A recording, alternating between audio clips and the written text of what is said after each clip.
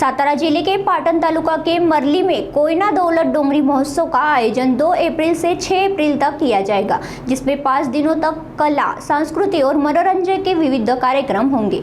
महोत्सव में कोयना नदी पर बोटिंग, पैराग्लाइडिंग, हॉर्स राइडिंग और ऊंट की सवारी, कृषि और पशु पक्षी प्रदर्शन, महिला बचत समूहों का भव्य सम्मेलन, फैन फेयर, खाद्य मेला और सांस्कृतिक कार्यक्रम शामिल है। सातारा के पालक मंत्री शंभूराज देसाई ने छत्रपति शिवाजी महाराज की प्रतिमा पर पुष्पहार अर्पित कर महोत्सव का उद्घाटन किया। उन्होंने दुर्गम क्षेत्र के नागरिकों से महोत्सव में बड़े पैमाने पर भाग लेने और इसका आनंद लेने का आह्वान किया।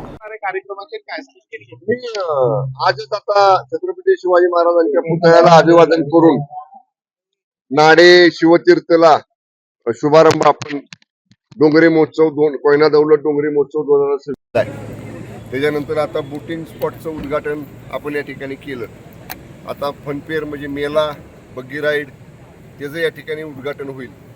संध्याकाळी पोवाड्यांचा कार्यक्रम आहे। रोज वेगवेगळे आता काय बघतो, कालच्या पावसामुळे फक्त उद्यापासून कृषी पशु पक्षी महिला बचत गटांचं ते प्रदर्शन आहे ते उद्यापासून सुरू होईल। खाद्य जत्रा आहे त्याचं आजच उद्घाटन करतोय आम्ही।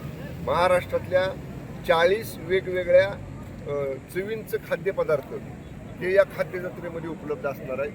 आज सायंकाळी महाराष्ट्रातल्या प्रसिद्ध 5 शाहिरांच्या टीमचं सादरीकरण आहे।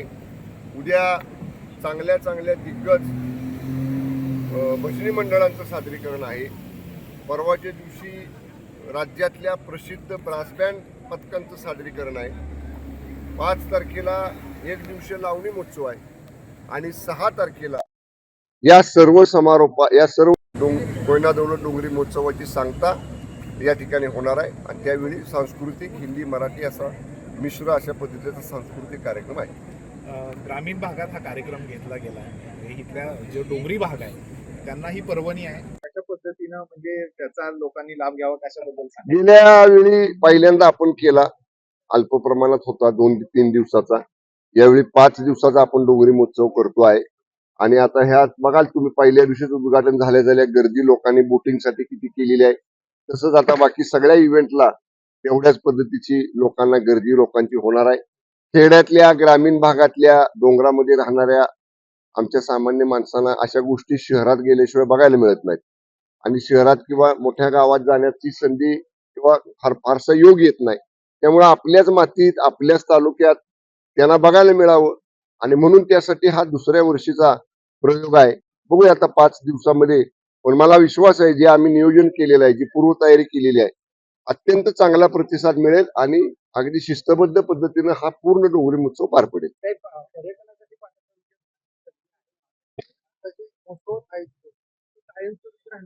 हो, 2 बोटिंग स्पॉट मंजूर आहेत, येराडला आणि पापरड्याला। 6 तारखेला पापरड्याच्या बोटिंग स्पॉटचं ऑनलाईन भूमिपूजन एकनाथजी शिंदे साहेबांच्या हस्ते होणार आहे। तिथं जागा सपाट वगैरे करण्याचं काम सुरू आहे। या 2 गोष्टी आपण करतोय। अंतिम स्टेज मध्ये आहे आमचं नेहरू गार्डनचं, जे आम्ही एकदम लुक बदलतोय, मोठा प्रोजेक्ट नेहरू गार्डनच्या ब्युटिफिकेशनचा आणि तिथं स्कायवॉक आपण बसवायचं नियोजन। ह्या सगळ्या गोष्टी पर्यटनाच्या दृष्टीने मंजूर झालेल्या आहेत, काहींची टेंडर झालेली आहेत, काहींचं टेंडर स्टेजला आहे। त्यामुळे नक्कीच टप्प्याटप्प्याने या सगळ्या गोष्टी तालुक्यामध्ये होतील।